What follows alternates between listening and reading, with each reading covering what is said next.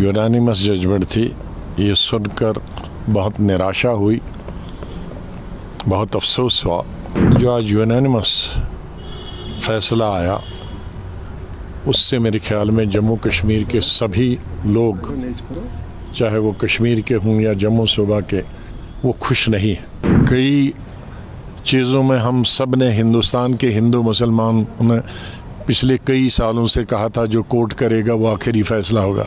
इसको ख़त्म करना 5 अगस्त 2019 को ही गलती थी।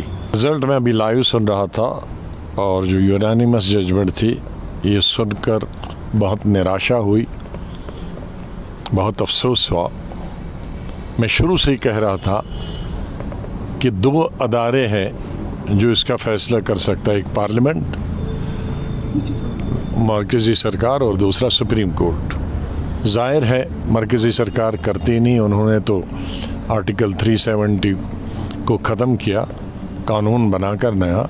अब ये आखिरी हमारी उम्मीद थी कि सुप्रीम कोर्ट इसमें सुनाई करे और इसका फ़ैसला सुनाए। 3 महीने 4 महीने इस पर बहस हुई पार्लियामेंट के अंदर और मुख्तलिफ वकला ने अलग अलग पार्टीज़ को और रियासत जम्मू कश्मीर के लोगों को रिप्रेजेंट किया। और उसके बाद जो आज यूनानिमस फैसला आया उससे मेरे ख्याल में जम्मू कश्मीर के सभी लोग, चाहे वो कश्मीर के हों या जम्मू सूबा के, वो खुश नहीं हैं। मैं आज भी समझता हूँ कि ये हमारी रीजन के लिए एक हिस्टोरिकल चीज़ थी। हमारे जज्बात जम्मू कश्मीर के लोगों से इससे जुड़े थे, चाहे वो 370 हो या 35A हो, जिस 35A को महाराजा हरि सिंह ने 1925, 1927 और 1928 में बनाया था कि बाहर वाला न नौकरी कर सकता, न बाहर वाला ज़मीन खरीद सकता। और जब हमारा आईन बना तो 35A की शक्ल में उस महाराजे को फैसले को आगे बढ़ाया था। तो आज वो भी ख़त्म हो गया, दोनों चीज़ें ख़त्म। इससे हमारी स्टेट की इकानमी को बहुत नुकसान होगा, ज़मीनें महंगी हो जाएंगी, पूरे हिंदुस्तान के लोग जम्मू और श्रीनगर आएंगे। हमारी यहाँ कोई बड़ी इंडस्ट्रियाँ नहीं है कि जिसमें हज़ारों या लाखों लोग काम करें। हमारी सबसे बड़ी इंडस्ट्री है टूरिज़्म और वो लिमिटेड लोगों के लिए है। हमारी सबसे बड़ी इंडस्ट्री जम्मू कश्मीर की है नौकरी, सरकारी नौकरी, और उसमें भी अब और बहुत कम नौकरियां होती। ज़ाहिर स्टेट बहुत छोटी है, अब उसमें पूरे मुल्क के 130 करोड़ जो आबादी हमारे में वो अप्लाई कर सकते हैं हर महकमे के लिए। तो हमारे जो नौजवान बच्चे हैं या बच्चियां हैं पढ़ी लिखी, वो और बेकारी हमारी बढ़ेगी, कई गुना और ज़्यादा बढ़े। तो ये तमाम चीज़ें जब रखी गई थी आर्टिकल 370 में, 35A में, 35A में, इन तमाम चीज़ों को नज़र में रखा गया था कि एक बॉर्डर स्टेट है, एक तरफ से चाइना है, दूसरी तरफ से पाकिस्तान है, और कोई यहाँ ज़रिया आमदनी नहीं है, कोई खदानें नहीं है, बड़े कोयले की खदानें या दूसरी खदानें। तो ये चीज़ें आर्टिकल 370, 35A रखना चाहिए ताकि इनको तमाम लाज़मात मिले। आज उन लाज़मात से हम कहते हैं कि कोर्ट जाएंगे, हम कह सकते हैं आज के बाद जम्मू कश्मीर के लोगों का कोर्ट से भी अब भरोसा हट गया है। मैं ये तो नहीं कह सकता कोर्ट से भरोसा उठ गया, लेकिन ये था कि एक उम्मीद थी, क्योंकि कई चीज़ों में हम सब ने, हिंदुस्तान के हिंदू मुसलमान ने पिछले कई सालों से कहा था जो कोर्ट करेगा वो आखिरी फैसला होगा।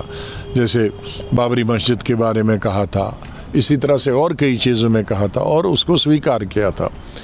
तो अब हमारी उम्मीद थी कि सुप्रीम कोर्ट, क्योंकि वो किसी दल की, किसी पक्ष की, किसी सियासी पार्टी से ताल्लुक़ नहीं रखते हैं, और ख़ास तौर से आज की जो ये बेंच था वो बिल्कुल मैं कह सकता हूँ कि बहुत ही अच्छा बेंच था।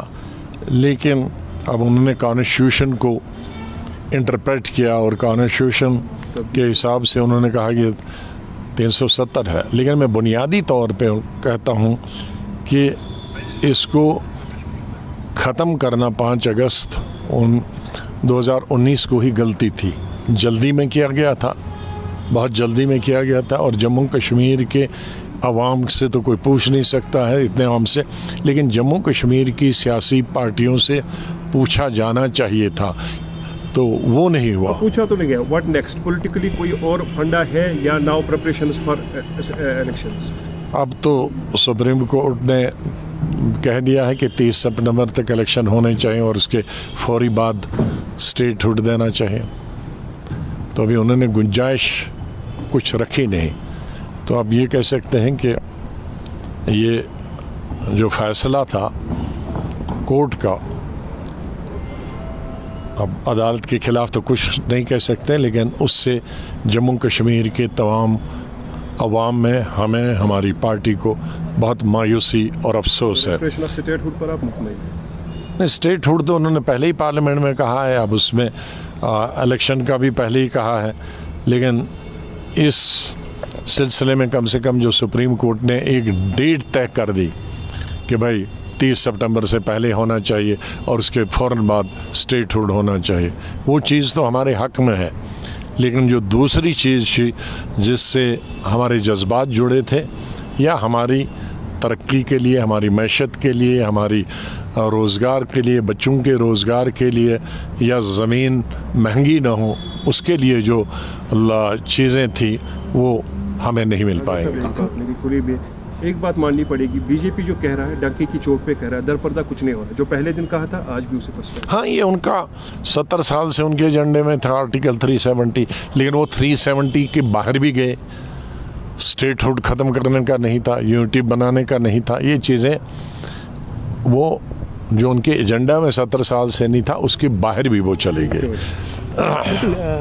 आज़ाद साहब, ये जानना चाहूँगा कि अब इस फैसले के बाद जो है पॉलिटिकल पार्टीज और ख़ासकर DPAP की जो सियासत है वो किधर जाती हुई दिख रही है? अब वो हम अपने साथियों से बात करें, लेकिन मैंने पहले ही कहा कि तो 2 ही बड़े इदारे हैं, पार्लियामेंट और सुप्रीम कोर्ट, उससे तो ऊपर वाला खुदा है, उसके साथ तो हमारी अप्रोच नहीं है।